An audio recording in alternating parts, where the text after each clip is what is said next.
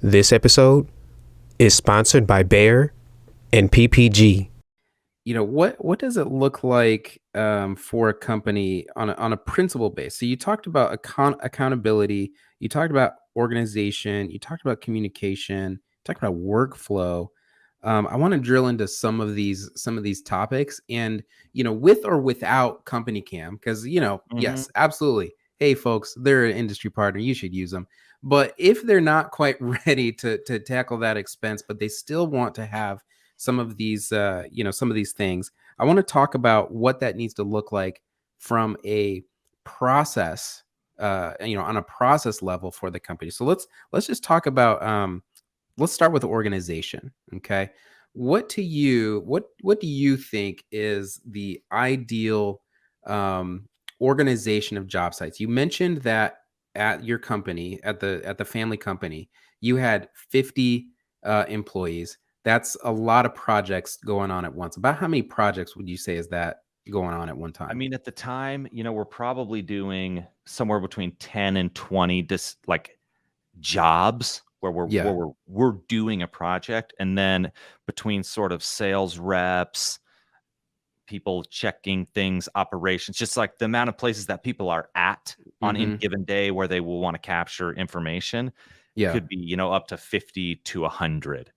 Okay. So that's a buttload of projects happening all at once in one day. Yeah. So how do we need to kind of wrap our mind around organizing that? So people that know me will know that my strength is not organization. One of the reasons I wanted to make this app is because, like, if I was great at Yeah. organizing everything, I wouldn't have maybe seen the problem as clearly. Um, Right. but what I thought, roughly the way that we did things was, let's organize everything by the address. The address doesn't change. It's kind of searchable and easy. You kind of remember where things were. And Hmm. so when we were thinking of just like how do we want to get this stuff organized, rather than like a job number or something that was somewhat arbitrary, the address is just, again, it's universal. You Hmm. remember it. So when I Yeah. think about It's getting unique. organized in this regard, it's the ease of getting the content stored somewhere, then your ability to locate that identifier, let's say, so an address, something like that, and that, which is what made the most sense to us, Hmm. and then your ability to take it where it is and put it to work. So that could be in the communication, the accountability, Hmm. the uh, send it to the insurance company. There's a whole bunch Yeah. of ways in which you need to be able to easily get it there. You want to be able to find it, and then you want to be able to get it out and make it more useful to you, roughly speaking. And Right. so, let's say, hey, company cam's not for you, whatever.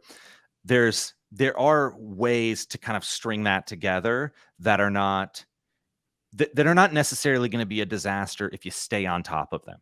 Yeah. So using something like Dropbox or Google Drive and creating a folder for every time, and then having people go search for that folder and upload things into that folder so that they exist there. And then, once they're there, it's not too hard to email them or do other things that are connected to that. So Yeah. that's a pretty simple way.